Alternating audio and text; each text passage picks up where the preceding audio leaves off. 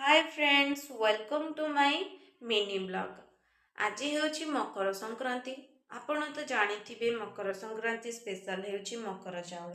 ତେଣୁ ମୁଁ ଭାବିଲି এই ମକର ଚାଉଳର ରେସିପିକୁ ଆପଣମାନଙ୍କ ସହିତ ସେୟାର କରିବା ପାଇଁ। ଏଠି ଥିବା ପ୍ରତ୍ୟେକଟି ସାମଗ୍ରୀ ମକର ଚାଉଳ ପାଇଁ ଦରକାର ହୁଏ। ତ ଫାଷ୍ଟ ମୁଁ ଏଠି କିଛିଟା ଫ୍ରୁଟ୍ସ ନେଇଛି, ଆପଣ ଦେଖିପାରୁଥିବେ ନଡ଼ିଆ, ସେଉ, ଡାଳିମ୍ବ, କିଛିଟା କଦଳୀ। ଦେନ୍ ମୁଁ ଏଠି ନେଇଛି ଚାଉଳ ଗୁଣ୍ଡ, ତାହା ମଧ୍ୟ ଖଦଡ଼ା ଅଛି କିଛି।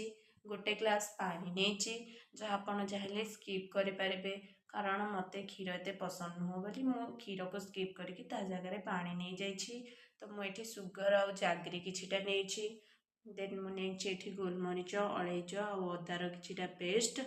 ତ ମୁଁ ଏସବୁକୁ ମିଶେଇକି ମକର ଚାଉଳ ପ୍ରସ୍ତୁତି କରିବି।